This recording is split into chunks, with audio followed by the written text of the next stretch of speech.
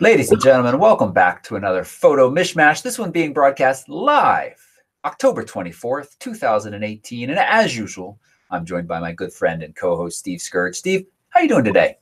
I'm well. How is everybody? Toby, quick question for you. We haven't talked about this prior to the show. Uh-oh. What's your coffee mug say? It just says, I love, and what's on the other side? I love Vermont. Oh, okay. This actually has a photographic story to it. I sent them a few pictures. They had this contest. The state of Vermont Tourism or Vermont Tourism Board had a contest to send in pictures. This is back in like 2009. And I sent them a few pictures, including this beaver that was like super friendly. I got these incredible detailed shots of a beaver eating this little twig. And they sent me a mug, and thanks. Wow. That's a great story, isn't it? that was a good one. And that story pretty much sums up what this show is all about. It's Steve and I chit-chatting about mugs on the table, photographic stories. Typically, there is some photographic thread to the stuff that we're discussing. Typically, we try to keep it on task. We also take a look at some of your photos that you have submitted and give you some Lightroom tips and tricks. Not so much critiques these days because there are so many ways photo enthusiast members can get critiques. And we also talk about the week's photo news. We chit chat here with our chat room that's joined us. Thank you, chat room. You make the show better. I tell you that every week, and I mean that every week. And oh, you know what? We've had a couple of shows. Well, we've had some weeks off, so we should come back and talk a little bit about what we've been up to. But we've also had a couple of shows where we just had different tight deadlines, and maybe we short shifted photos from space a little bit. Not today, folks. Nope. Holy moly. Wait till you see. Roy has collected us a series of news articles and things of that sort. Thank you, Roy. That we'll be covering and including some of the most fantastic astro photos I've ever seen. So I'm excited about that. And we definitely need to make sure that we have time for that one. Not only are they winners, but these are glorious winners. Yeah. So that's pretty special. We got to talk about that. And I need to apologize right up front. My voice is all nasally. I'm fighting a cold. I'm on the back end of it. I feel a lot better today.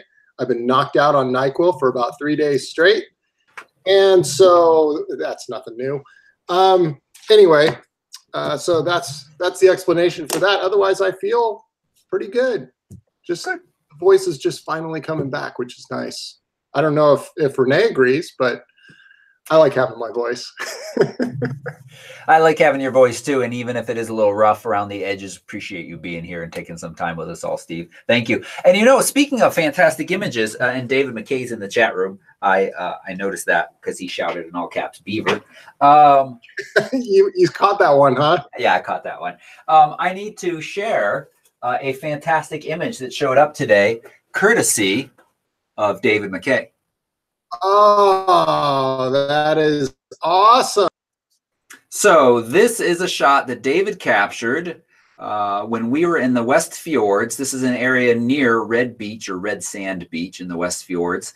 And it was just, tide was going out. And we had this really shallow sheen of water over the sand.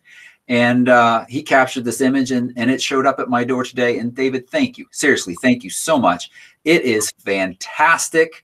I love it. It looks beautiful. The detail. That's the Hasselblad, right? I'm assuming. Yeah, I think he took it with the Hassie.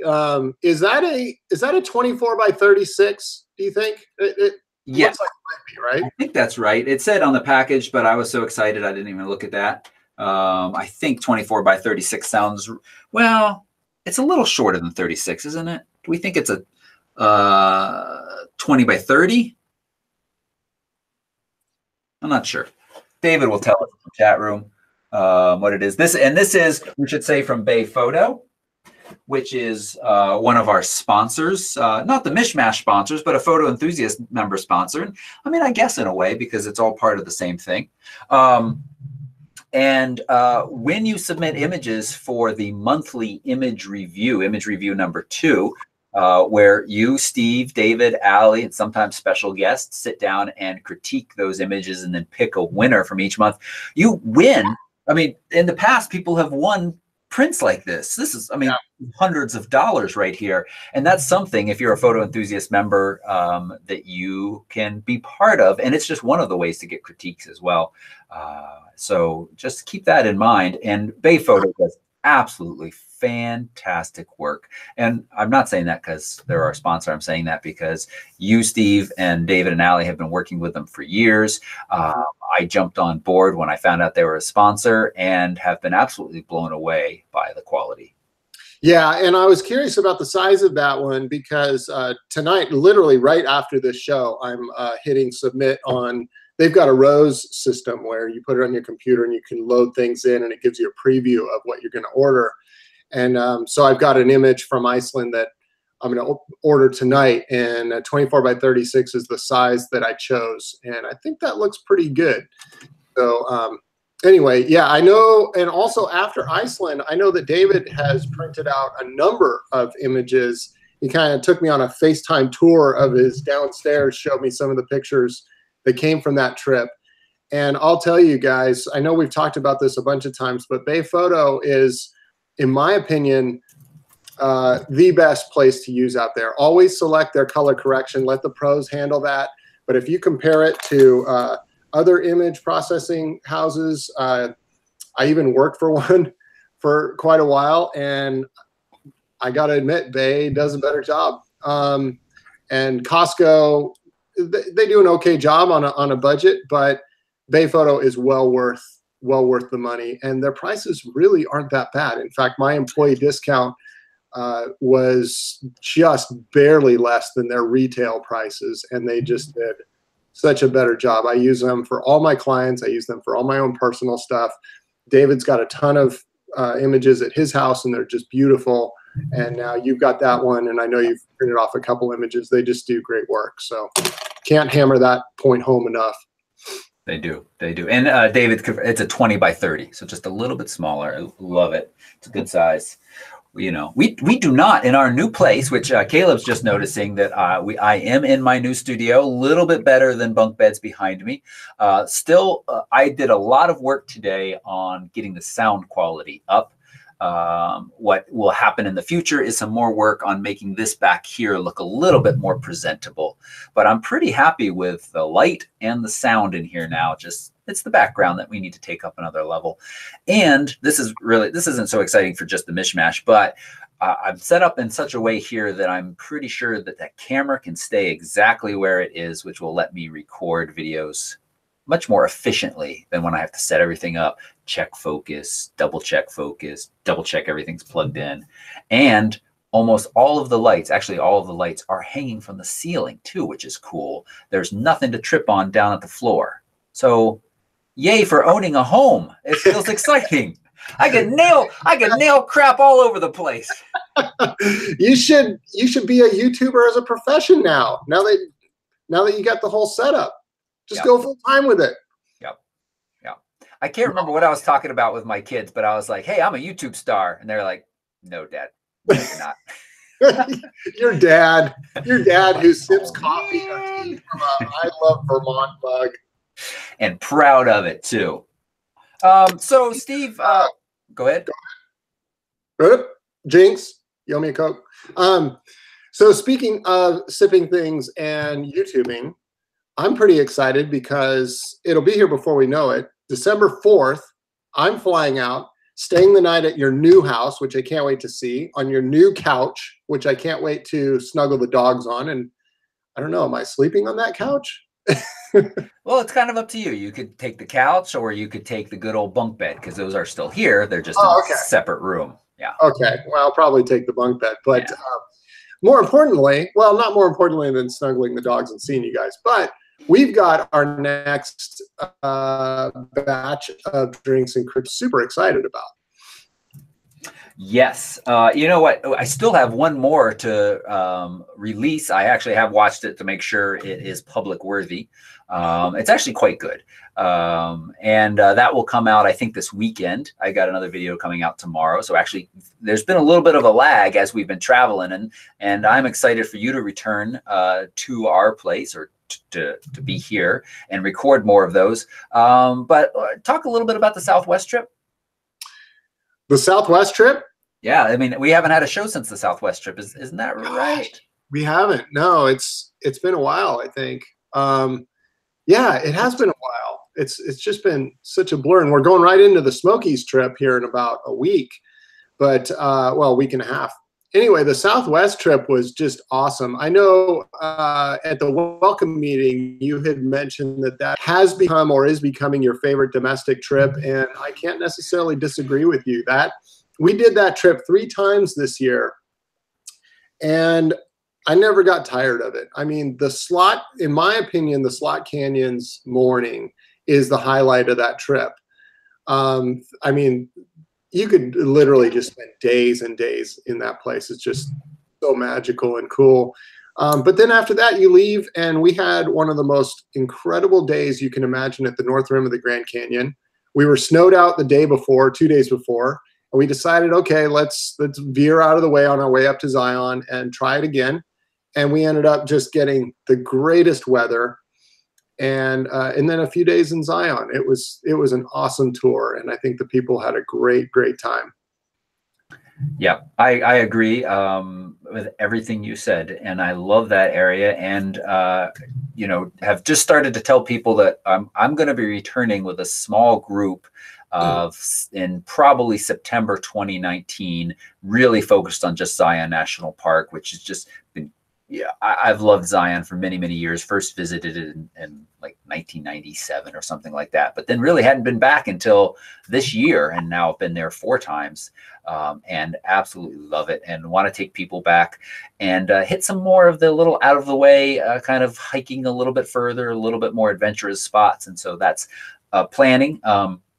My newsletter that went out today that has deals on Amazon and the SD cards and the drone also has at the very bottom a little link to say, hey, I'm going to be interested in that trip. I want to know more about it when it's released, because this is under the McKay brand. And as most of these trips do, it will probably sell out incredibly quickly.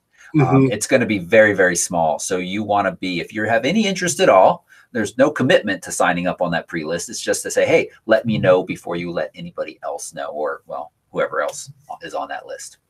Yeah, and one of the things that we've always talked about, but we're really making an effort to press this home as much as possible, is when the McKay trips are announced, new destinations are announced, Penn members are going to always get first shot at those trips. So you folks that are on the line and other Photo Enthusiast Network members are going to get the first chance to get on trips. A lot of times, David and Allie will roll out special pricing if you sign up by a certain date.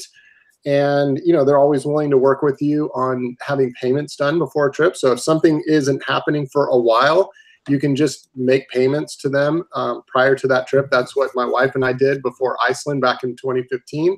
And had they not done that, I don't know that we would have been able to go. So, you know, I know some of these trips, they roll out and they seem like they're way off in the future, but that future will be now before you know it. And it's such an incredible investment in your own photography. And yeah, I'm a bit biased based on what we do, but, you know, we've been doing this for quite a while now. And to see people come home with these incredible images and how much they learn, and just being involved in shooting from the moment you wake up till the moment you go to bed, you learn a ton, and we learn a ton as educators as well. So yeah, keep your eyes out, because you guys will get first crack at all of this. That's right. Yep. And from that Southwest tour, we went right into the Albuquerque Balloon Festival, which was my first time. Steve, your second. And so, you know, I was excited. Hot air balloons, lots of them. That sounds really cool. But it was unbelievable to be able to wander around in these gigantic fields, literally full of hot air balloons taking off over the couple of hours. I have a time lapse. Actually, David's the only one who shared that yet. I want to add in a little bit of how I did it, the camera gear I used, and then publish that out on YouTube. But I have a time lapse that I think does one of the best jobs of kind of showcasing just how many balloons are being inflated, lit, and taking off. As many as 600, they say. And it was an awesome experience. So that was a lot of fun. And from there, Chris and I went into a little vacation I should put vacation in quotes because, you know, we do adventure vacations. We did a lot of exploring another park, Bandelier National Monument outside Santa Fe, where you can crawl into these 1,000-year-old cliff dwellings, which was really cool. I flew the drone some from up at 10,000 feet. This little drone here, I'm still trying to figure out my full review of it. Actually, I think I'm going to be recording the full review tomorrow about this. We can talk a little bit about it if chat room is interested. And then we went up to Denver. On our way, we stopped and saw the Great Sand Dune National Monument or National Park, which is just 600-foot tall sand dunes, just kind of nestled in this edge of this valley against the mountains. They were epic, epic, beautiful. And we went up to Denver. I've only passed through and met some friends of Chris's, and that was really nice and just had a really good time. Oh, Red Rocks Amphitheater, which I know David McKay, I think you've shot a show there. David Carr, one of our other instructors, has played there. I've heard of it as being a cool place. I've seen pictures, but then you're there. Steve, have you ever been to Red Rocks? I think I was there a long, long time ago, but it wasn't for a show or anything like that. It was just a real quick visit, check it out. I've seen tons of pictures from there, and I know I've seen a lot of David's pictures from there, and it's just an incredible place. It's absolutely beautiful. I would love to go see a great show there. Yeah. Definitely, it's on my bucket list now. I'm not a huge music guy, but I would love to see a show there. I think it would just be absolutely phenomenal. David McKay is mentioning that the Balloon Fest some of us will be returning next year to the Balloon Fest. That trip will be released this week, so stay tuned for that. And David's actually shot 2 shows there. It's pretty cool stuff. Yeah. And then I came back and I finished my review of plastic bag. Man, it feels like you've had that forever. I think because it's just so massive and bright. I know, you can't miss it. I'm happy with the review that went out. Just a quick little review. I mean, if you need a completely waterproof bag, it's nice. And the fact that it's got that humidity sensor built in, I was a little skeptical, but it's got its own audible alarm. So you're like, hey, the bag is leaking, or hey, you know, it's just getting really moist in there. But one thing, the company watched it afterwards and was like, hey, dummy. Actually, they were really nice. They said, hey, we liked the review, but it's actually much easier to open than you demonstrated. So unlike feeling weak with a bag of potato chips, you actually push the pieces towards each other and then start to pull, and it opens much easier. You know what? I remember I've got a couple Ortley bags from my motorcycle days where I, put everything in watertight bags and go camping and stuff. And I forgot about that. It's been years since I've cracked them open, but that is the trick. That's how you open them up. Yep. Brian says the bag looks like the emergency cleanup team in Monsters Incorporated. That's true. I wonder if I can incorporate that to my Halloween costume. So we'll see. And let's see. A couple quick just housekeeping tips. Photo enthusiast members, you had access this week to a new video called from Allie, How to Remove Braces. So Allie, who spent a lot of time, makes her living, or has for very many years, being a fantastic portrait photographer, knows all of these tips and tricks of the trade, how to do things like, make people feel good about their pictures, including maybe removing braces, which, you can have these philosophical discussions about what you should or shouldn't remove. And braces typically are a pretty temporary thing, maybe a year or 2 or 3.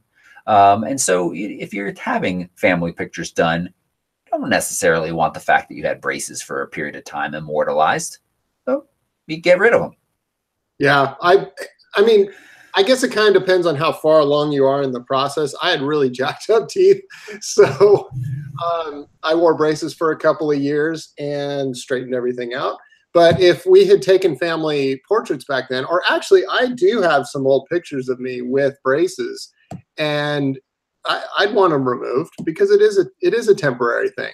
And I think you go to, for those of you that are going to do portraits and somebody has braces, you just go to the person and ask them, would you like me to get those out? I can make it look natural. And Allie provides a great tutorial on how to do that.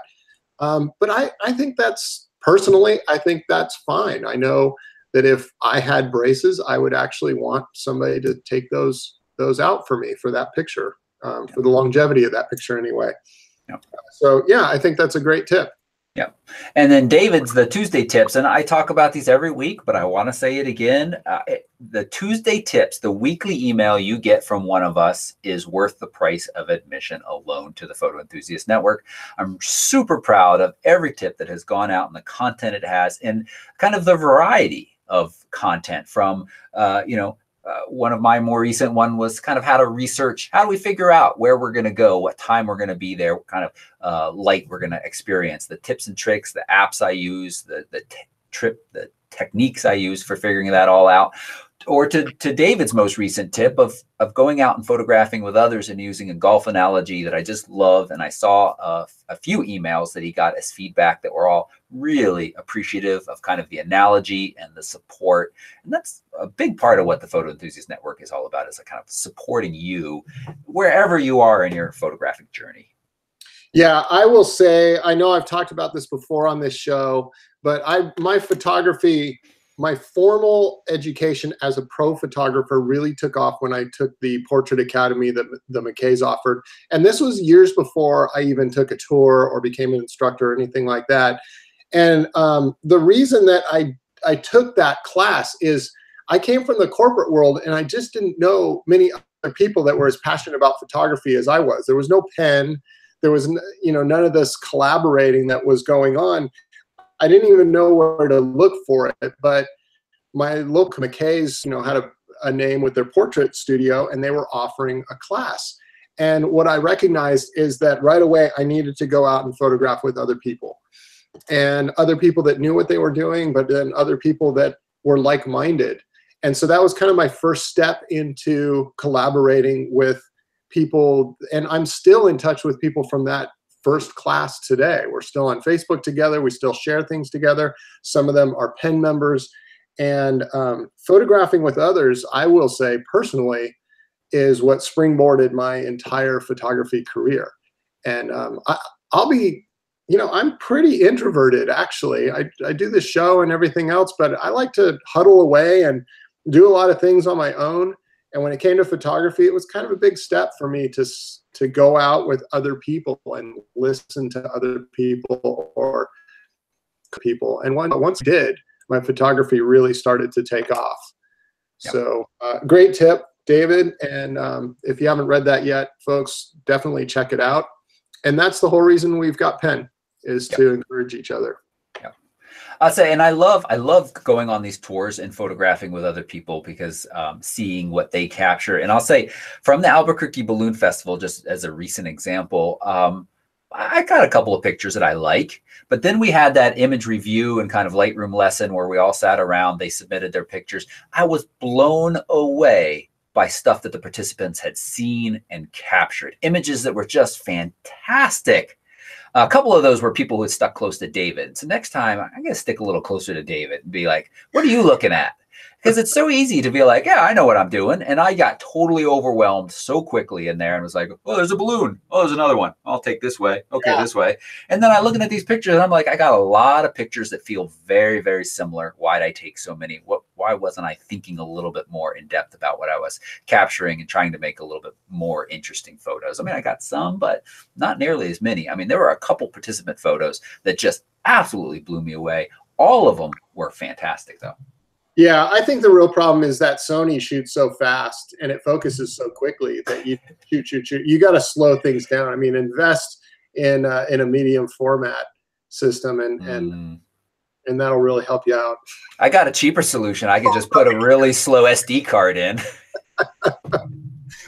Speaking of SD cards, hey, take advantage of the sale at Amazon today. I don't recommend these cards if you're doing 4K video or if you have a faster camera, but if you got like a Canon 80D or even a 5D Mark III, they are as fast as the right speeds of those cameras, and they are good, solid, reliable cards.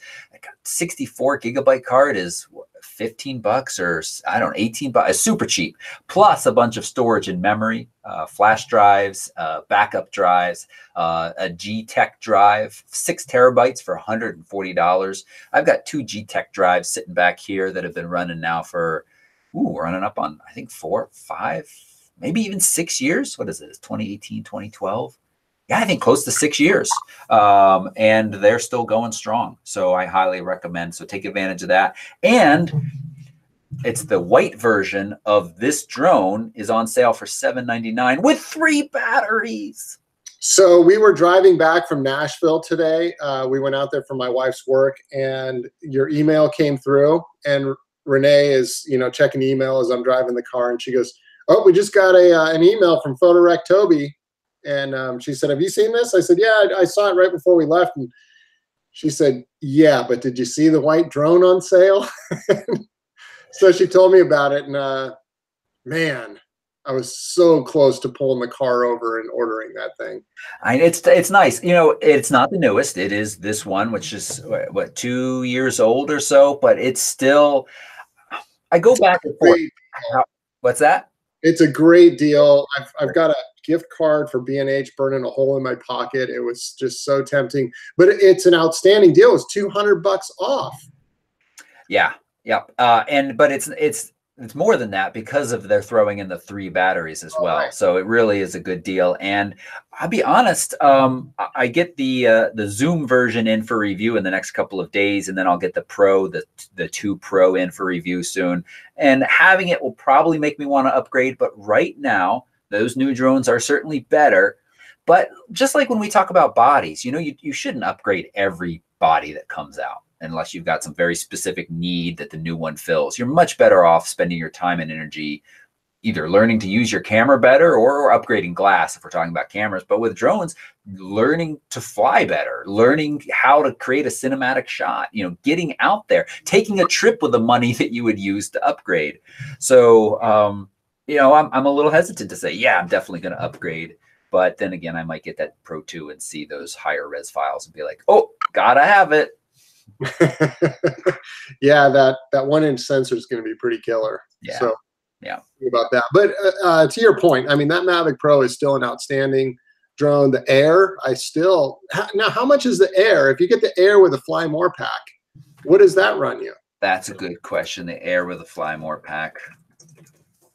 I would think that it's still more expensive than that sale that's going on right now. $999. Yeah. Yeah. So $799. I mean, if you're in the market for a drone, that deal. I've been in the market for a drone now for about 5 years. Okay. So this is I'm the wrong person to ask, but I tell you, I want people to go buy this and use my link. But I also, photographers in our group, I want you to think long and hard about it, because I love this drone and the ability it gets me to create photos and videos that show off our tours really well. But from a photography standpoint, man, I love it when I go out with just my camera. If I feel like I want to grow as a photographer, being able to focus on just that one thing, this camera in my hand, I'm creating with this tool. I don't have to say, okay, I'm creating with this tool, but in 5 minutes I need to put it down and think about those other shots I'm going to create with this drone, or switch to video and things of that sort. So I love them, but and they're tons of fun. But if you're growing as a photographer, don't feel bad to say, you know what, I'm really just going to stick with this one thing I got going on right now, this camera in my hand. Yeah. So. What else? I lost my mishmash notes. Here there. So I think that, new smartphone. The Pixel 3 showed up this week, and Google sent me this. Let's see the notch. Show us the notch. You know what? I don't see it anymore. Let me show you when it's most noticeable. Yes, I think like a hang. I really don't. I've had this thing for, there's a text from my wife on there. Oh boy. Hide that stuff. I've had this thing for over a year now, and I still see the stupid notch. I'm being totally honest with you. The first day, I had Hangouts open. I mean, look at it. It's gigantic, the green, and then there's just this deep black bunk. And I don't see it anymore. I really don't. I have heard, though, maybe I saw it on MKBHD's review or something like that, but Google, or what does that run? Android? Yeah, Android. Yeah, Android really P. Job with that on certain apps and stuff, it kind of blacking out that bar at the very top and just putting some pertinent information in there, but it kind of hides the notch. And I'm just messing with you. I mean, here it is on Instagram. No, that's fine. So, you know, it's definitely there. I just have stopped seeing it. This is the XL version. If I'd had a choice, you know, I'm not complaining. Thank you, Google, for sending me this phone. I would have chose the smaller one. This is a very big phone, and once you put a case on it, it feels like a chunk in my pocket. Is that a Dora the Explorer case you have on there? It's just I didn't have a choice. I guess I'll get my Moment case soon, because they do have a Moment case for this already. But here's the thing we should talk about. The camera is amazing. It's just consistently so good. That's all. That's why you should get this phone. But, you know, other than that, it's just a Google phone. I'm starting to get a little frustrated sometimes. Different things like, oh, I got a rapid charger, and it tells me it's rapidly charging when it's wireless on it. It's not actually, because it's not a Google approved rapid charger. You have to have the Pixel stand, which I also have the Pixel stand, but that's the only place it actually rapidly charges unless you've plugged it in. So it's just like, you're lying to me, Google. That's annoying. Don't lie to me. Just say it's charging. Yeah. You know. I'll stick with my iPhone, and I like my 10, but I do still miss my 7. I got to admit, I think the iPhone 7 was one of the... Do you have the 7 or the 7 Plus? I had the 7, just the standard old 7 with the aluminum back. Yeah, I didn't have a headphone jack, but so what? I was fine with that. The thing was indestructible. It was super thin. It was lightweight. It was waterproof. It was matte black. It was a great phone. And I got really excited about getting the 10 when it came out. And I like it, but it costs a lot of money. I kind of miss my 7. Yep. I'm going old school in my older age, I guess. Yeah, it's okay. You know, as a content consumption device, I love the bigger phone. Looking at it, reading, watching YouTube, great. Oh, I know. 2 things: speakers, the front facing, which is supposed to be good, like the Pixel 2, which I had, but there is this little crackle to almost everything I listen to that isn't great. And when you pump up the volume, I don't do that a whole lot, but you know, sometimes whoop, whoop,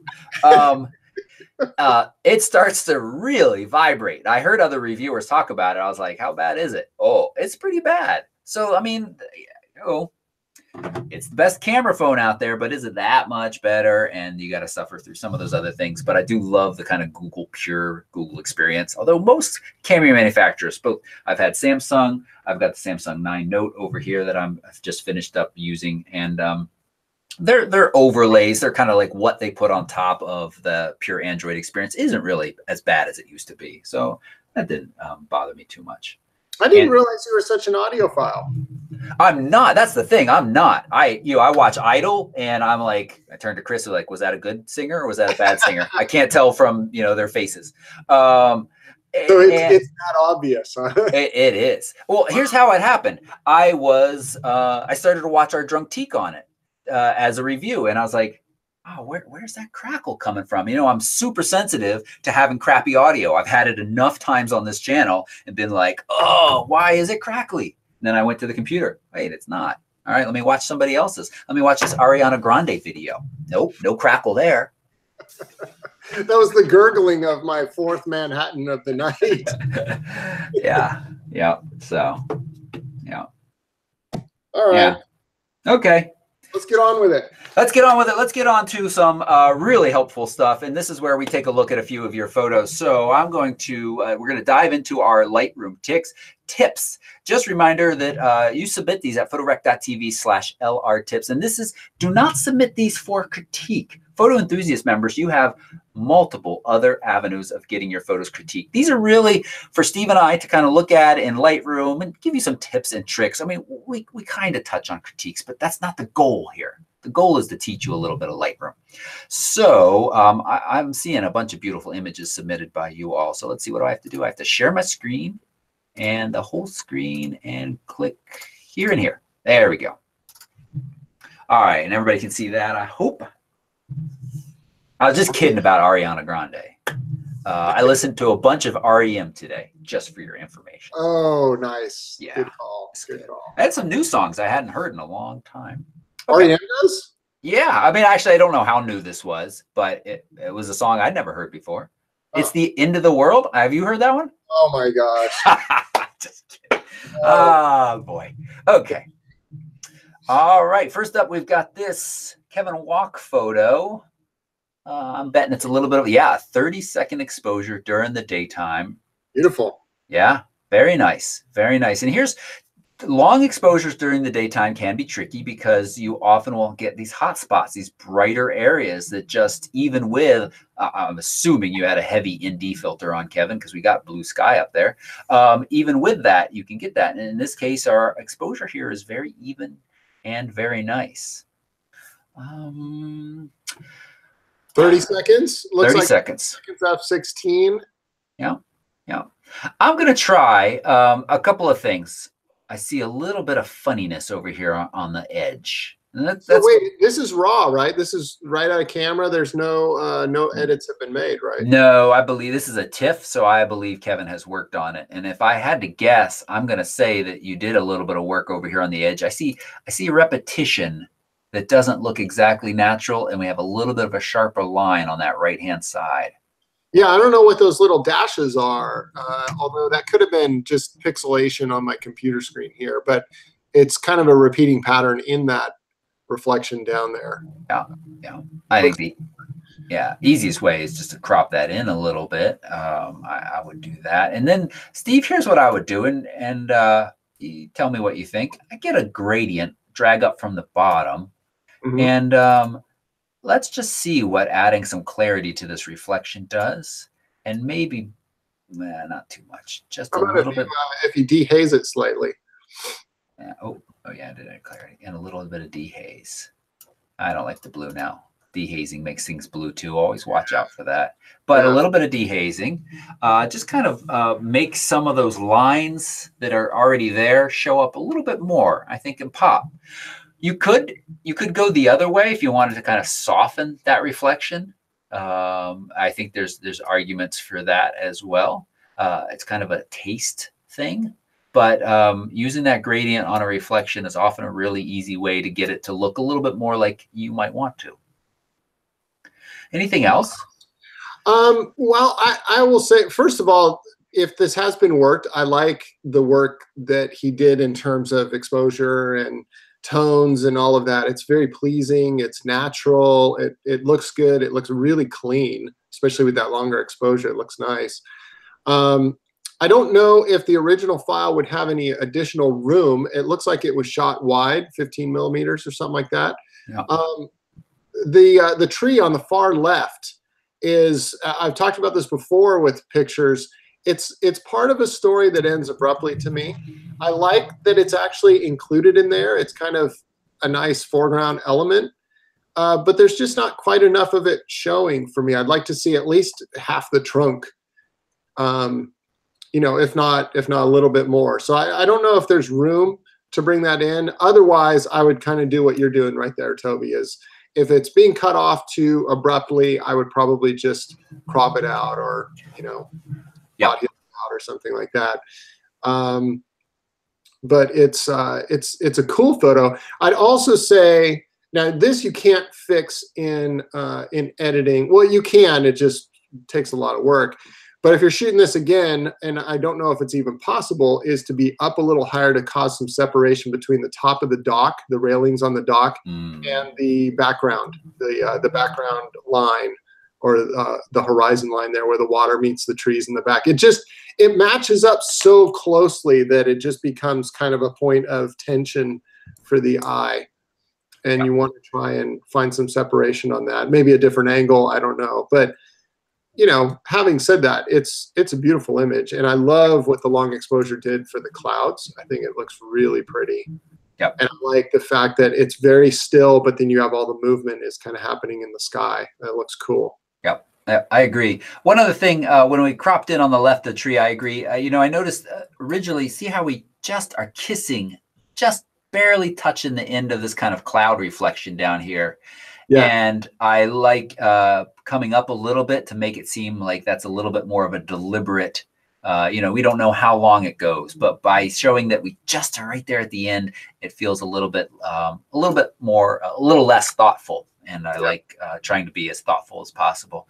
So I agree that one other thing we could try in Lightroom is color. And I mean, the greens are nice in the trees. I would see if I could bring their brightness up just a little bit to make the trees just kind of stand out against that blue, just even a little bit more. And we could them up a little. Yeah, we could even try radial gradient, inverting it, and maybe just brightening that area over there. Careful, just to kind of match. So it's a kind of the same brightness value across those trees there. And again, I'm just amazed and happy with how easily these radial gradients and linear ones too just kind of fade into the background. I just threw it on there real quick.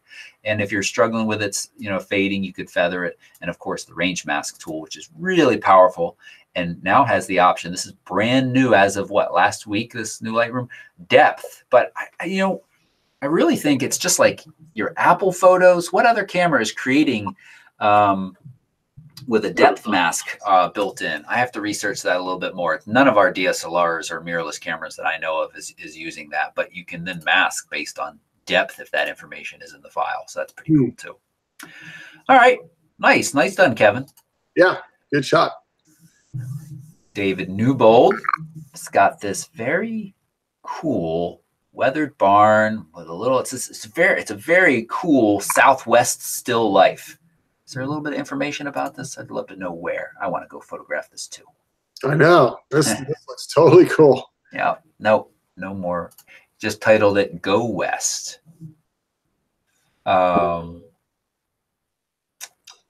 There's not, Newbold does a great job with his processing. I always love his work. And it's funny because when this popped up, I didn't know this was one of his pictures, but I thought, oh, this looks like a David Newbold shot. And that's a good thing. As photographers, we want to have kind of our own style. I like everything he did here. I love the lighting on this. I love the way it looks. I'd like to see it flipped around though. Because I just think that everything in the shot seems to could play left to right, but it seems to play right to left. And again, we always talk about this whenever we flip a photo. It looks odd because we saw it first the other way, but if a viewer is looking at this for the first time, now to me, it feels like you could your eye just kind of leads through that pathway and into the doors, into the barn, and then out the back. For me, I like it flipped around. I'm trying to see if there's anything on there that when you flip it around gets jacked up, like words on a wagon or something. Right, yeah. And I don't really see that. I think it can play nicely. I don't have much to add beyond that because I like the way that he processed it. Yeah. David's in the chat room and says this is Archview Campground just outside. This is really nice. Some of this wood, and I think this is probably natural and the time of day, it feels a little yellow. So I might come in and just kind of decrease the saturation a touch. I mean, really just a little bit. And then maybe the orange even. Yeah. But I don't want to lose it on the wagon. Yeah. Yep. I agree. Just a little bit. And just kind of, because this over here where it isn't getting hit with that direct sun has just a little bit of a kind of a cooler feel to it. And I want that to match a little closer. So just that tweak is really the only thing I can come up with. Beautiful shot. Yeah, really nice. Ursula, talking about beautiful shots. Oh wow, Ursula, good job. So I know Ursula had asked for advice on where, I think you guys had like a cheap ticket or something, and you said, where should we go on a weekend trip? People said San Francisco, along with a bunch of other places. You guys went to San Francisco. Looks like you had a fantastic time. You've been posting some beautiful pictures. And this one, I love nice. This is awesome. And to your point, Toby, I know you mentioned this, but Ursula has been posting on Facebook a lot of photos from that San Francisco trip, and they're just great. And again, I'm a little biased. I lived in San Francisco for 5 years. It's still my favorite city in the world. But you know, this was part of what I loved about San Francisco was when things just got too crowded and I was too stressed out or whatever, I could just cross the Golden Gate Bridge and go up into Tennessee Valley or whatever and get into these redwoods and stuff. And this type of scene just was beautiful. Yep. As far as this photo goes, the only suggestion I would probably make is that area in the lower left as your eye kind of starts. That's just, my eye gets so trapped in there. It's so dark and it's like a hole. And I either brighten the shadows way up in there, kind of paint on some brightening of shadows, or because I don't want to lose the contrast that you got where the beams are coming through on the upper right, or possibly crop it in and see how that looks. Yeah. And so I'm going to deselect to keep that aspect ratio. And I'm just going to kind of come in somewhere around here, here. You may, if you're going to crop it in, you may just have to, you know, eliminate that dark spot altogether and let that, yeah, kind of like you're doing there. Yeah. I agree that it was heavy and it drew the eye. I think we've got a nice compromise here. And then Ursula, this is a JPEG. I imagine you have done some editing already.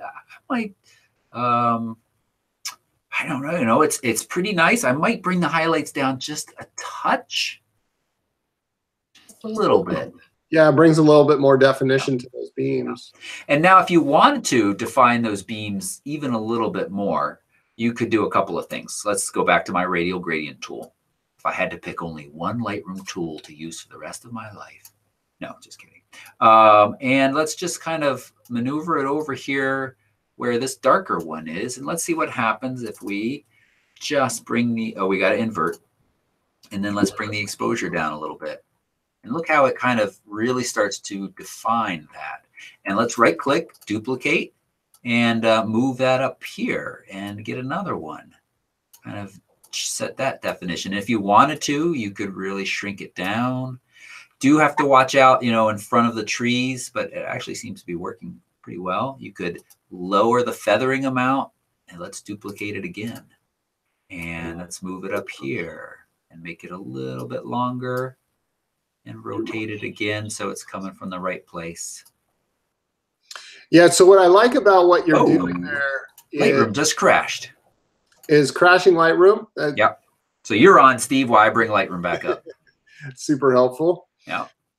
But what I was going to say is the work that you were doing on that photo, and this is a very important thing to remember both in Lightroom and in Photoshop, is when you're making edits like that and you're duplicating things or you're cloning things in or out, is to do it in such a way that it looks unique. In other words, you were duplicating what you were doing to the rays, but then you were stretching it out and you were adjusting the feathering and you were changing the angle and stuff like that, so that it's very specific to what was going on in nature there, and it's not just simply duplicating for duplication purposes, you know, because that starts to show, or once, if you notice a repeating pattern in an image, that's all you'll notice about that image. And typically in nature, you don't see a lot of these repeating patterns. Yeah, good point. Let's see, can it handle one more? Maybe it was crashing. I've actually started experiencing some issues with this Mac that are worrying me a little bit, but let's for now just go ahead and get a third in there. All right, it worked. But yeah, good point, Steve. You want to be really careful, you know, vary the feathering and things like that sort. And then we've got over here, I wanted to show the other way is instead of the radial gradient, which is somewhat limited, go to the brush tool and do exactly the same thing, except you're brushing it on. And Steve, you have this tip of click, hold down shift, and click, and it will draw a perfect straight line for you from point to point. Mm-hmm. So let's get rid of this radial gradient for a second and just use the brush to create it to show you. Same thing, click, hold down shift, click, and it drew that point. And if we want to see that, you can even that even works if you need a wider line at a wider what's the word I'm looking for? Anyway, you can go wider to narrower. So in other words, you need it to be wider down on the far left side, and then you can make that that radius smaller when you go up to the other side. Hold the shift key down, and it will automatically, you know, kind of draw the line down to the new radius. Yep. That makes sense? Yep. Fighting no, sorry, say that again because I was reading the chat. I want to hear what you said. So where you've drawn perfectly straight lines with the same radius from beginning to end, you can start with a wider radius and then go down to the end and create a smaller radius, hold the shift key down, and it will create a beam that goes from wide to narrow. Oh, cool. So I can click here. Oops. Hold on. Let me click here, hold down shift, go up here, make it smaller using the bracket keys. Yep. Oh, but I have to let go bracket, and now I can click again. Whoa! How about that? Mind blown. Mm-hmm. That's awesome. That really is. Yeah, so no more radiant for you on sunbeams. All right. All right. Anything else? I think this is great. I'd go in there and make those beams a little bit more powerful. There's a little bit of a leaf or something that's right near the edge. Just clean up a couple that are right on the edge. I wouldn't clean up the road though. That's just all part of it. But the ones that are, see that it's just catching the light a little bit. And get rid of that guy. Yeah, it's I got to commend Ursula though for a great eye on this one. And very nice. That's absolutely stunning. Very nice. Okay, for some reason they loaded in a different order now, so we're gonna go back here. Ursula, a second one. Oh, the Lone Cypress in Monterey. That's my favorite tree of all time, right there. I didn't know you had a favorite tree. See, Steve, you are a hippie. I'm not a hippie. I just like to hike a lot. I have a T-shirt. That's right. Yeah, that is my favorite. That is my favorite tree of all time, right there. I grew up in Aptos, which is just north of Monterey, and the first time, I'll never forget the first time I saw that tree. I was just pretty blown away at how beautiful it was, and yeah, that's a cool place. It looks beautiful. I've driven this road, but I don't remember this tree. But this is beautiful. The first thing I noticed is similar to what we were talking with Kevin, and that is our top of the tree and our land horizon line there are just so close. Yeah, and that's not so much a Lightroom tip or trick necessarily. Yeah.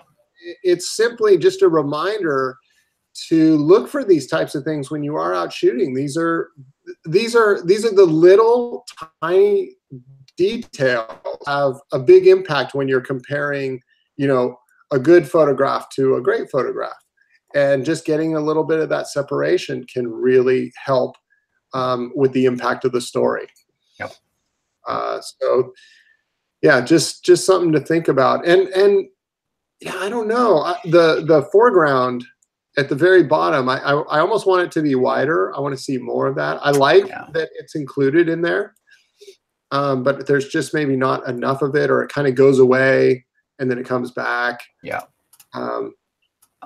I don't know if there's room for that, or if you consider cropping it out. Yeah, I like it. I might try to fake in a little bit more to kind of continue, and then also to mask over this guy right here.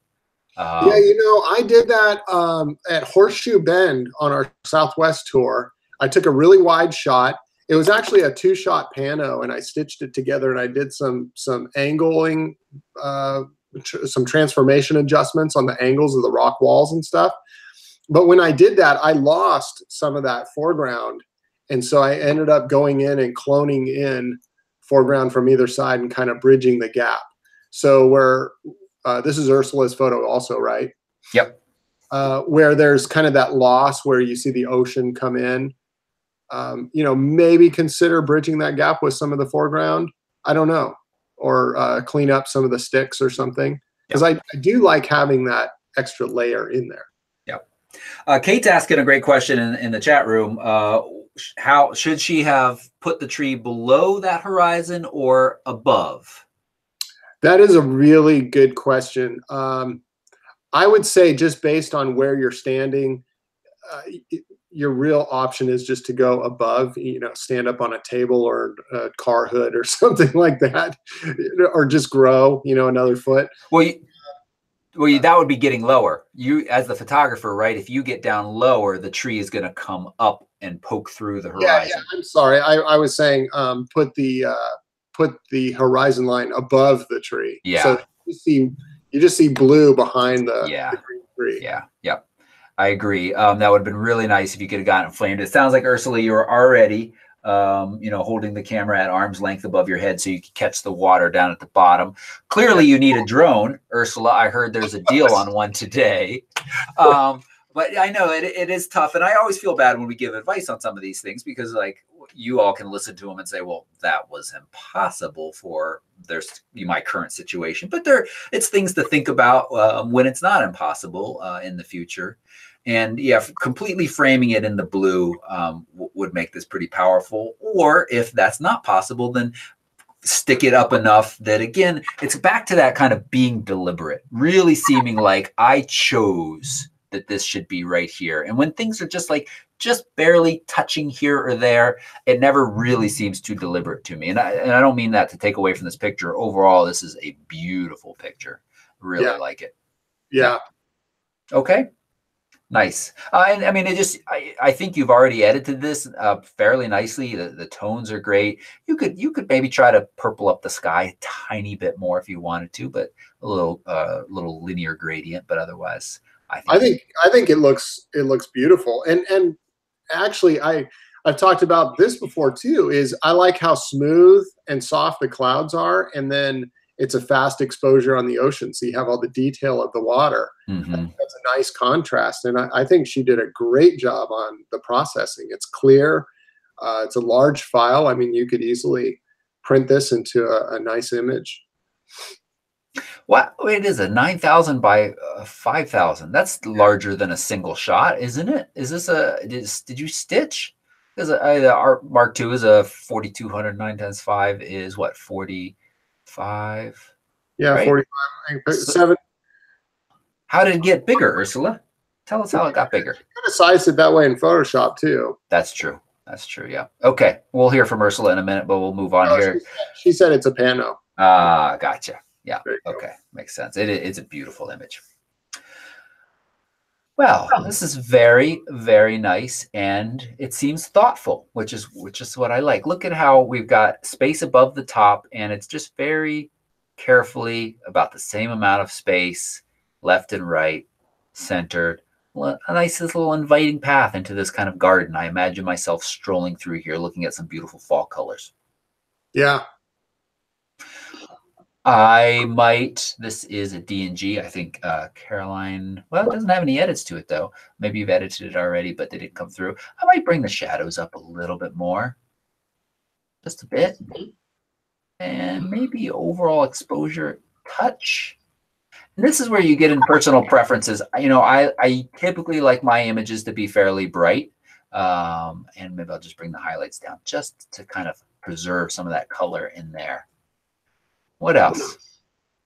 Well, here's a little tip that I do in Lightroom. So if you just hit auto on tone, see what Lightroom gives you. Now it's getting better with recent versions.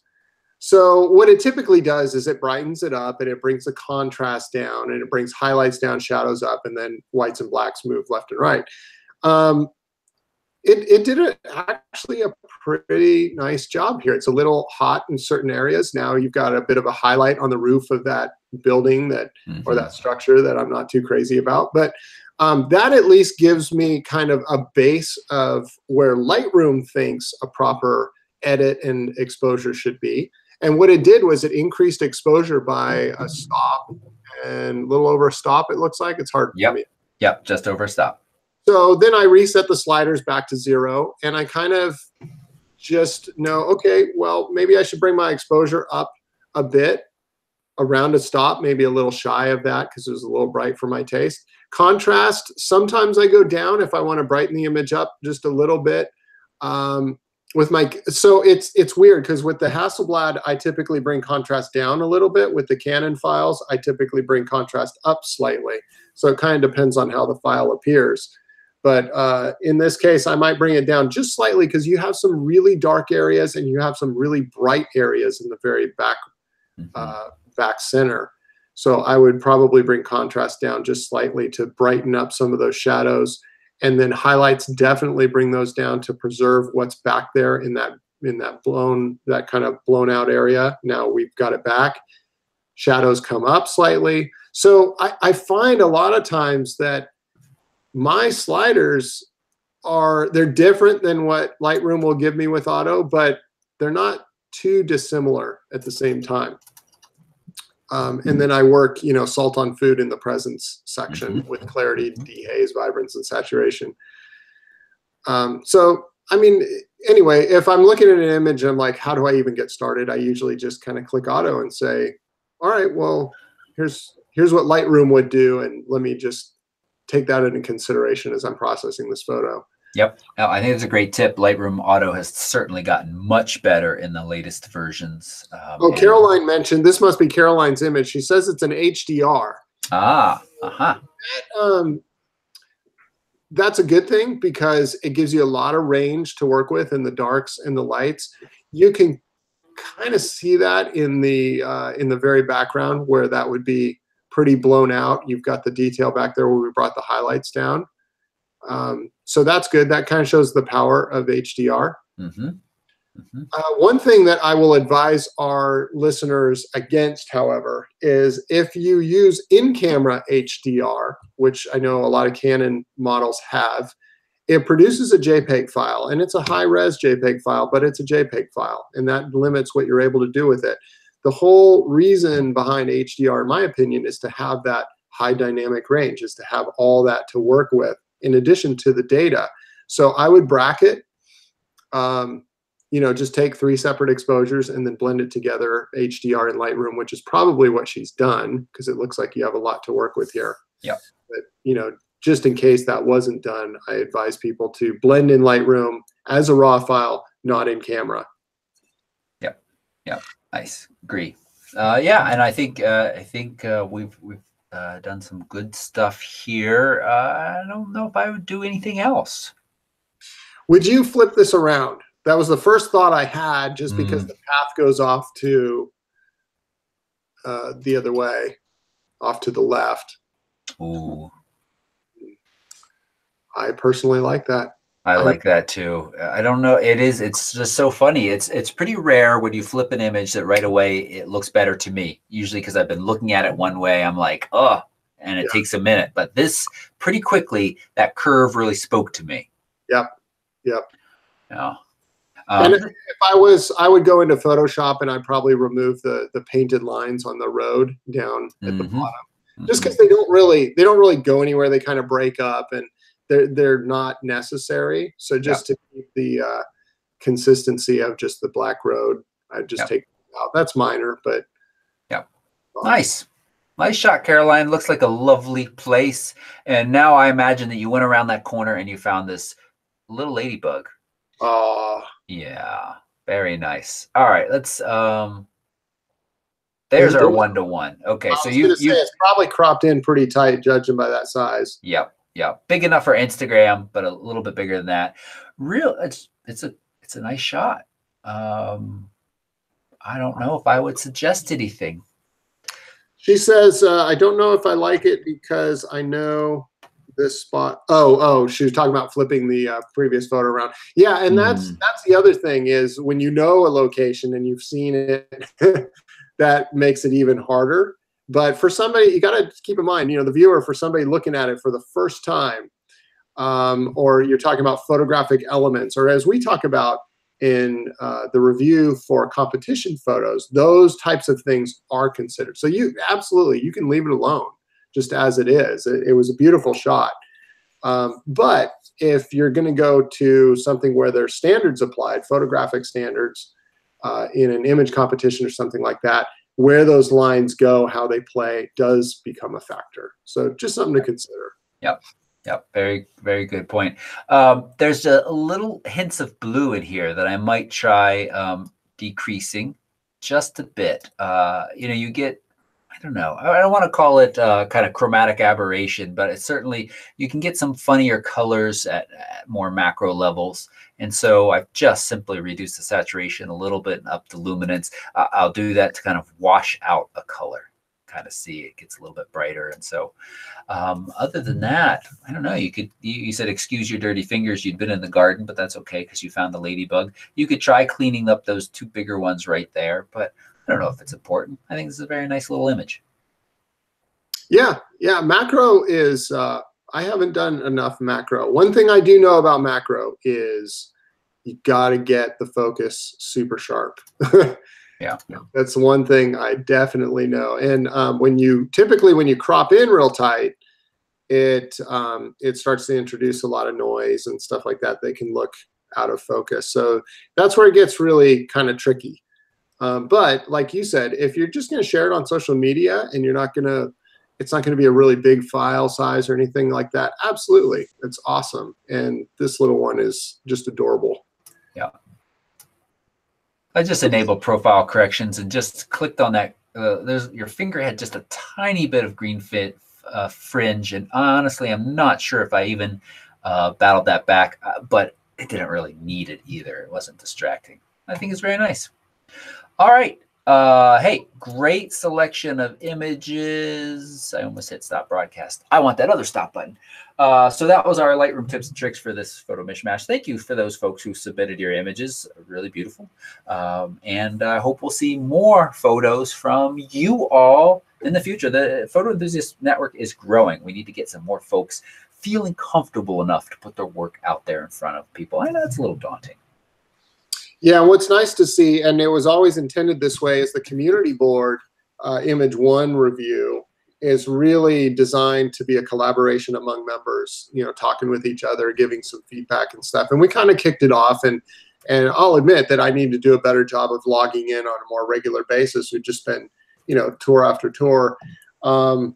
But it's nice to see folks collaborating there and sharing their images and talking about them, because they live in a place that is set up by topic. Facebook is another great place to do that, but it gets buried very quickly because a lot of people are on Facebook and they're just posting and then it just gets lost.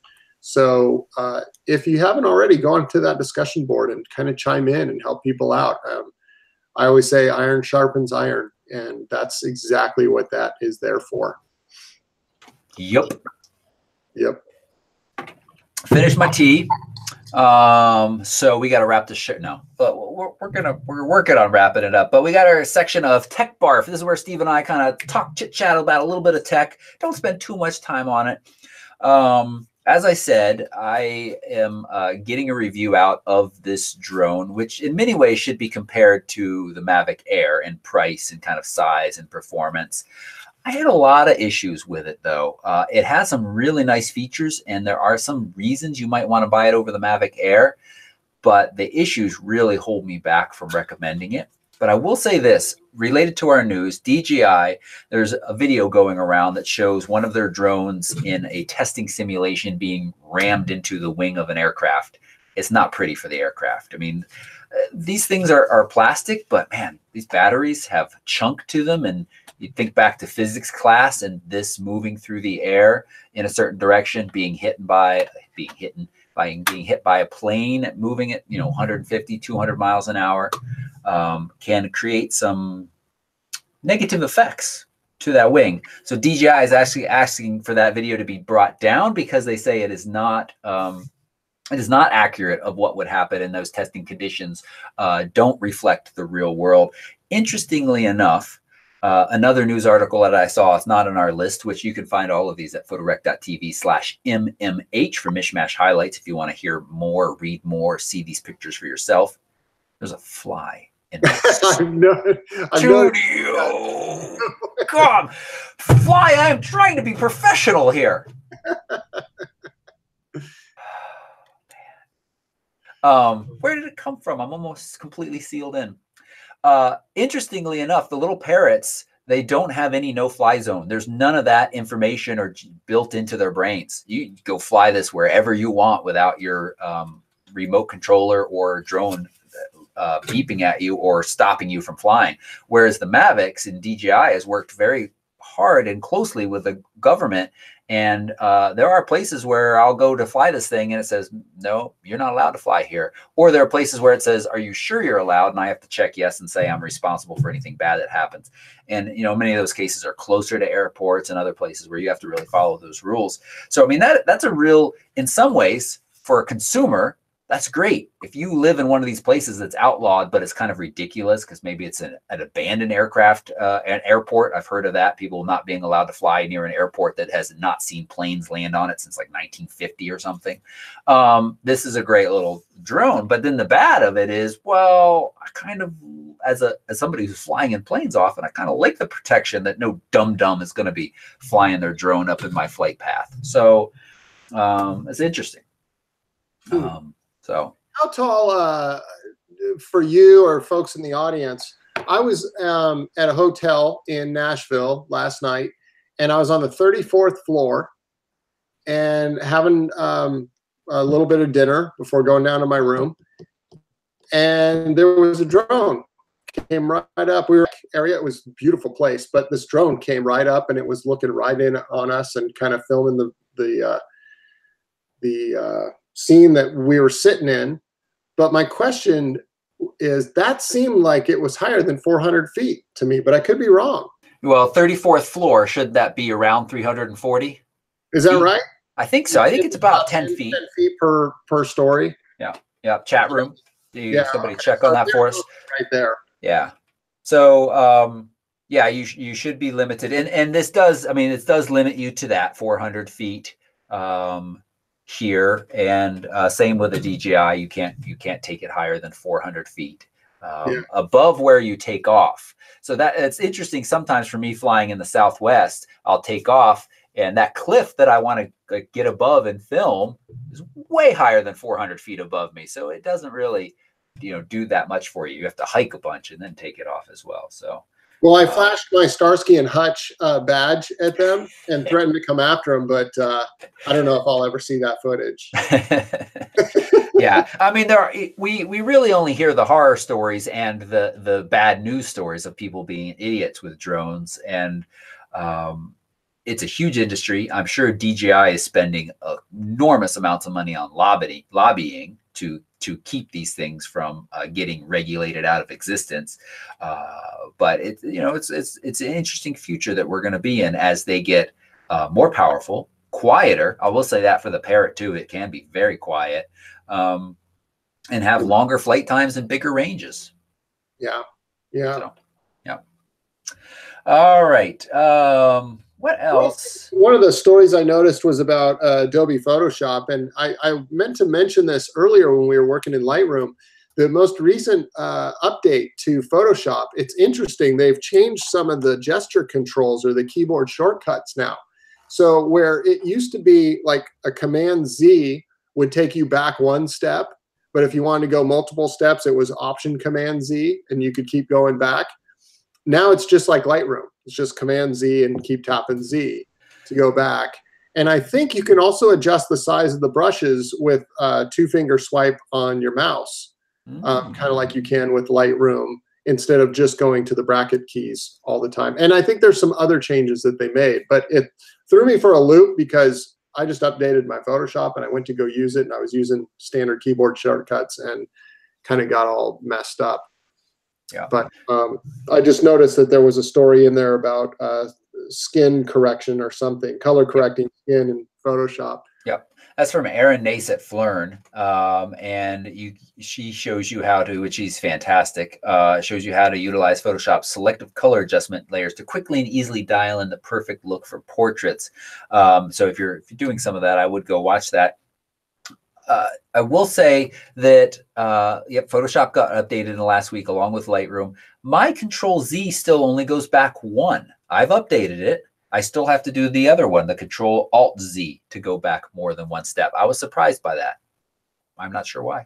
On your version of Photoshop right now? Yeah, on my version of Photoshop right now. It literally was like, I don't know, 2 days ago or something. Yeah. It was very I have the newest version of Photoshop. And also the other thing, Roy mentioned this when we were looking at Kevin Walk's photo, the new kind of content-aware fill has additional settings to it.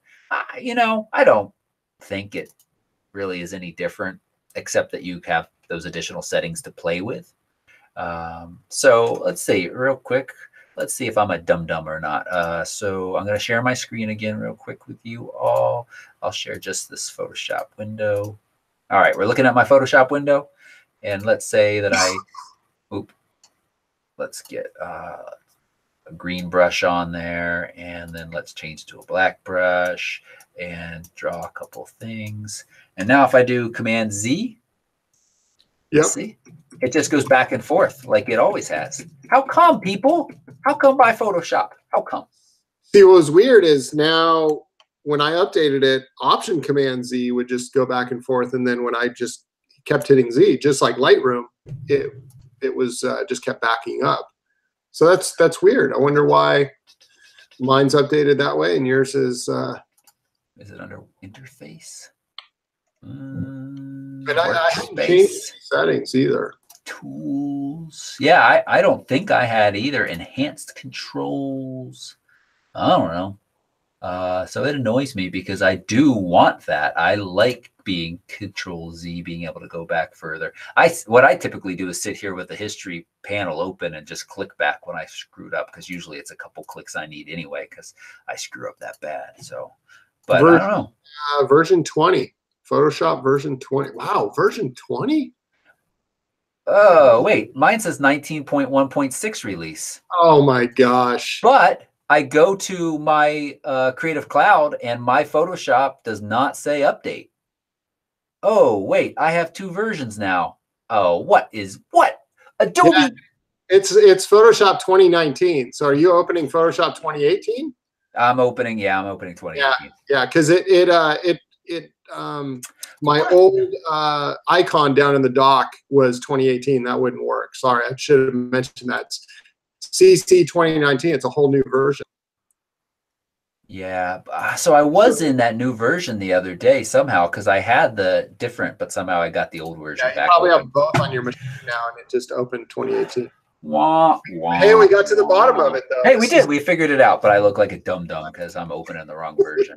Can we figure it out where I look like a genius and it's all Adobe's fault? Well, for once, I have to look like the smart guy on this show. So I'm always look like the smart guys. All right. Let's see what else we want to chit-chat about real quick. Sony beats Canon EOS R and the Nikon Z7 in dynamic range. I will say this, after the Lightroom update, which I have been using the newest Lightroom, I can read all of my raw files in Canon. I've started to just kind of play and edit with those a little bit more. Image quality wise, it's very, very good. When we're talking about this difference between the EOS R, the Nikon Z7, and the Sony, we really, in day-to-day shots, you would be extremely hard-pressed to see any difference. In shots where you severely underexpose, you're going to start to see a difference. In shots where you severely underexpose at higher ISOs, you might notice a bit of difference between the Canon lagging a little bit behind. But again, it's a small amount. There's plenty of other reasons not to choose the Canon camera. Oh, I don't know. I think that I've gone from their mirrorless. Canon's mirrorless is not going to bring a bunch of new people over to Canon, I don't think. No. And I don't know that Nikon's will either. It's more for, I would be more interested in seeing how does the dynamic range of a 5D Mark IV compare to the EOS R, because that might be a progression or a switch, a lateral switch that I would like to make as a Canon shooter. Putting it up against a Sony, I pretty much know 9 times out of 10 it's going to lose in dynamic range. I'm kind of surprised that Nikon did, though, because isn't Sony building the sensors for the Nikon? It is, but then you've got all the kind of back-end image processing and stuff. And again, I haven't looked at this difference, but I would suspect it is incredibly small between the Sony and the Nikon. Yeah, like really hard to see a difference. Yeah, it's interesting. I'm friends with most other YouTubers, almost everybody who writes for DP Review, and on Facebook I see some interesting discussions as we're all trying to figure out what we want to say about these cameras. And the EOS R is it's funny too, because I'm like, well, like with this, all the errors that I experienced with this, did I just get a one bad one. And then I researched a little bit, and there's other people that are like, well, no, if you have all of the kind of SD card errors, just shove a piece of paper. Well, I'm not shoving a piece of paper under the S. But same thing with the EOS R. There were times where I'm like, oh, look, it's doing this stuff. And I remember in Iceland, I'd be like, Steve, look. And every time I'd go to show you, it wouldn't do it. It's just like with your mom or dad. Steve, you're my dad. No. Flashbacks to when Nick was on tours with us. For those who don't know, Nick always referred to Toby and I as his two dads on tour. Tried to keep that kid in line. Yeah.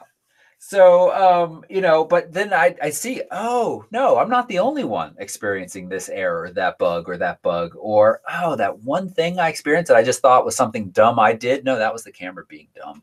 So there, you know, the EOS R really, I could sum up my review in a sentence, and it's wait for the next version. It's not a bad camera, but there is nothing exciting enough for me to be like, you should go get this right now.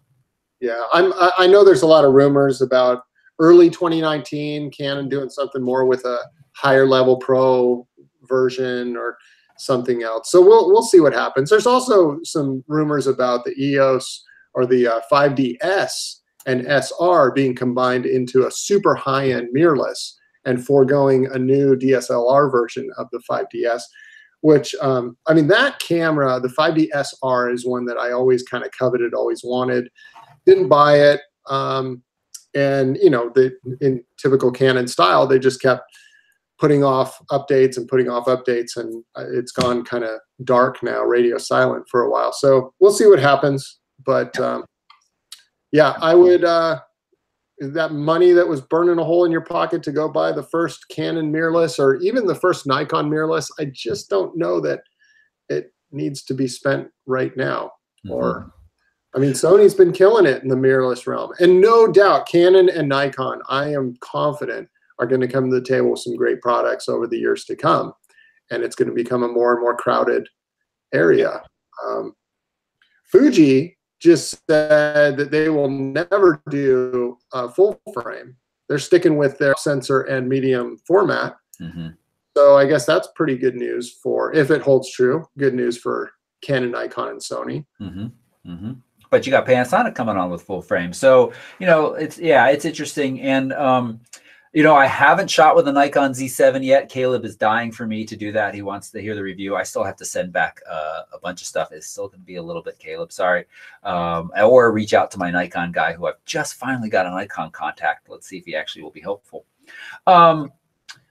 You know, I'm much more positive about that camera. You know, it doesn't seem to have as many bugs and quirks. And of course, it has a nicer sensor in it. I'm even more positive about everything I'm hearing about the Z6, which isn't officially out yet. Doesn't come out for a couple more months. But at the price point that's going to be released right at $2,000, I think that's going to be a fantastic camera. As long as you don't need a super speedy camera. Both Canon and Nikon, they're not really speedy. They're not really good at tracking subjects. They're kind of photographic areas that they're not super well suited for. So yeah, now as a Canon shooter, going from say a 5D Mark IV to an EOS R, I wouldn't do it personally. I wouldn't do it. If I was a Nikon shooter though, and I've been waiting, like Caleb maybe. I would really consider that mirrorless option because it seems that their live view shooting system with a mirrorless camera and electronic viewfinder and all that stuff, that's now kind of dialed in for Nikon. That's always been the Achilles heel for with Nikon for the type of shooting that I like to do, which is landscapes. I'm using my live view all the time, my real estate work and everything. Canon's live view system was just phenomenal. And Nikon, you know, you couldn't get the live view system. You couldn't have the histogram up before you take your shot and that type of stuff. I think a lot of that's been rectified with the mirrorless. Yep. So, yeah, much better off. Hey, let's dive into, let's get away from tech a little bit and talk a little bit of kind of a philosophy. And I really like this. This is a Petapixel article, 10 things Van Gogh can teach us about photography. I'm just going to kind of run through this. It's got some great Van Gogh quotes that I think are a bit inspirational. And fitting too, since we just saw his balloon.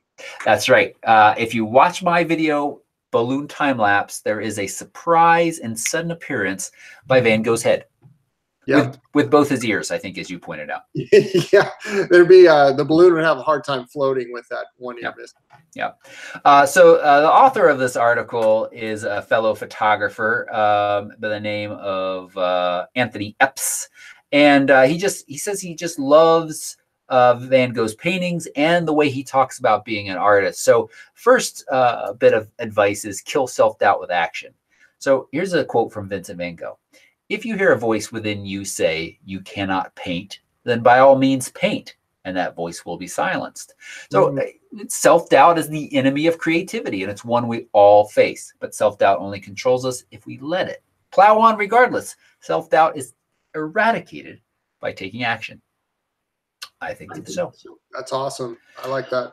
Number two, I mean, you think of Van Gogh, and I think Starry Night is one of his most kind of famous paintings. And the night is rich with photographic possibilities. I often think that the night is more alive and more richly colored than the day. And we'll get into some of these astro photos in a few minutes. Just hang on for that. And I agree. I mean, I love photographing at night. It feels a little daunting if you haven't done it before. You know, how do you get focused? How do you find your buttons in the dark? But I really just love what you can produce at night. Well, think about think that quote made me think of Las Vegas. Yeah. Vegas in the daytime is just drab and depressing, but then at nighttime it just totally comes alive. Yeah. Yeah, unless you're an epileptic. Don't go if you're an epileptic. It's not good. All right. One who's triggered by bright lights, I should say. Yeah. All right. The strange magic of creation. What is drawing? How does one get there? It's working one's way through an invisible iron wall that seems to stand between what one feels and what one can do. How can we get through that wall? Since hammering on it doesn't help at all, in my view, we must undermine that wall and grind through it slowly and patiently. We actually kind of come back to this quote in another one. You know, we're talking about creativity here. There's a grind to it at times. You know, I think we see people's images and we're just like, oh man, they just showed up and snapped that picture. But there's a work that went on behind it, both in kind of planning the process and also of becoming a better photographer through years of work. Of course, everybody gets lucky every once in a while, but it's really to keep that in mind and not be discouraged when you snap a photo and it's not as amazing as you had hoped it would be. And kind of tied with that, great things are not done by impulse, but by a series of small things brought together. So it says to me, don't let yourself be intimidated. Let us not think of these big things we want to do or achieve, but gently and quietly work on little things that eventually make up our vast whole. And also still tied to the kind of the little things is pay attention to your subject. I mean, it is looking at things for a long time that ripens you and gives you a deeper meaning. I really like that because when more on that one. Yeah, I don't know if I don't think I mentioned this on the show. At the beginning of the Southwest trip, on this trip, we went to Valley of Fire, or is it Snow Canyon State Park in Utah. And I discovered this little tuft of grass in this kind of little rocky alcove. And there's a lot of beauty there at this park, big beauty, small beauty. And I really focused on this and really worked at trying to get a picture. And, you know, I took 9 pictures of this little bit of grass, shifting my aperture a little bit, my angle to try to frame. I took out a little dead twig that was bothering me. I call that pre-shopping. And just... I think about that. I think about some of my favorite waterfalls that I've been to and been lucky enough to be at several times. You just take the time to really look and study and think about what you want your photo to show. And anytime you're rushed, you don't get that. You don't get that. Yeah, I was going to mention, you know, a lot of times on our tours, I get a lot of clients who will come up to me, especially later on the tour, once they're comfortable with the settings of their camera and stuff like that. And they'll just walk up and say, I want to see what you're seeing, or what are you shooting? What are you looking at? I want to, shoot what you're shooting. And I always take that as a compliment because I think that it is. I think somebody is admiring the fact that you know, somewhere along the way, I've developed somewhat of an eye for composition or taking a shot. But at the same time, it's a little frustrating to me too, because as we get later in the tour, I really want to encourage people to create their own artistic style, their own, what do they see? I'm actually more interested in what they're looking for than having them see what I'm looking at. Do you know what I mean? I think it's important for people to realize that what we do on tour, we show up to a spot and we've got an hour and a half or 2 hours to shoot this vast location that you could literally spend years shooting it.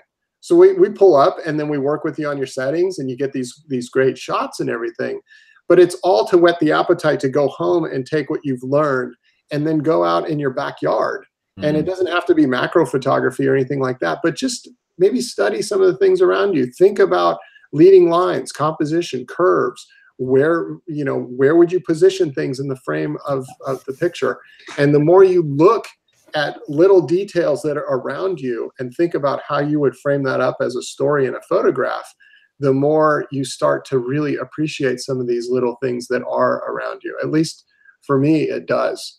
And that's one of the coolest things about photography is I will spend the rest of my life, eyesight permitting, doing this and just walking out of my house and just taking snapshots with my eyes. And it causes me to sometimes stop and really focus on the intricate details of life that are much more important than I think we give credit to. Nice. Well said. I agree. There's my soapbox. I'm done. I'm out of here. Dropping the mic. We're almost done. Hang on, Steve. Don't leave yet. Don't leave yet.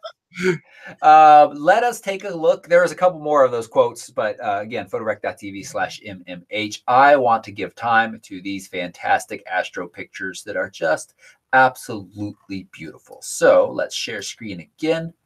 And these are the winners of the 2018 Astronomy Photographer of the Year contest. I'm not sure who puts this on. But number one, we'll see it again down here, but it's smaller than it. Yeah, let's stay on this one. Here is the number one shot. This is a stunning photo of Utah's Badlands with the Andromeda and Milky Way galaxies in the background. And we also have the moon and a lone photographer. Fantastic. And what's that cloud called back there around that mountain? A lenticular. There we go. Yeah. Yeah.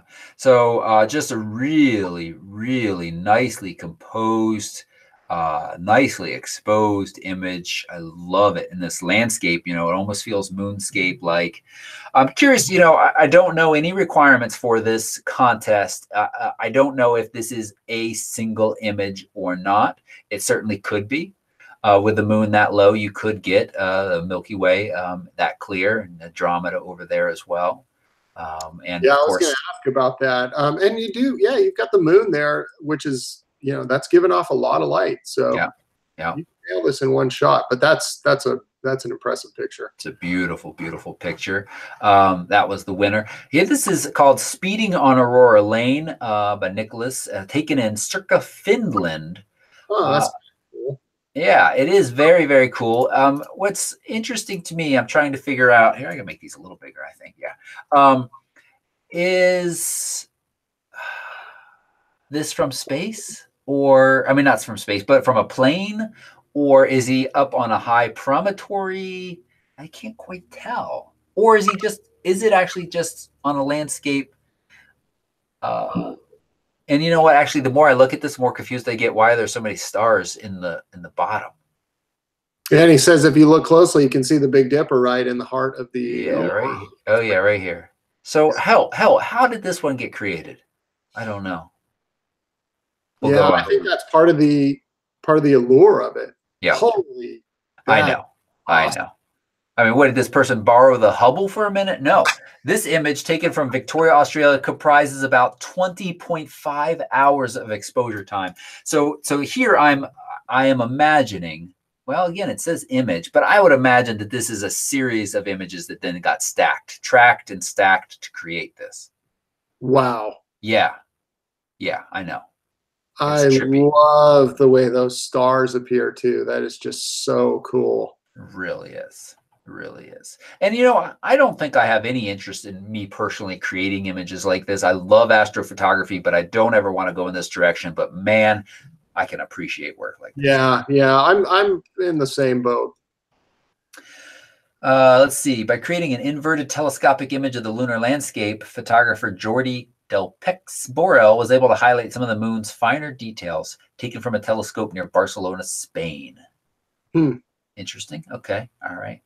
I feel like I got some stuff in the fridge that looks like that. All right. Not that you better get that stuff out. Sorry, Jordy. I don't mean to take away from your work in any way.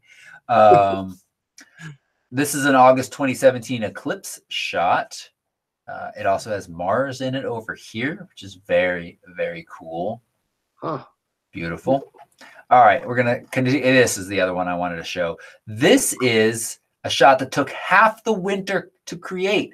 The circumpolar star Almach, also known as Gamma Andromedae, can be seen streaking above the horizon. So this here is a star.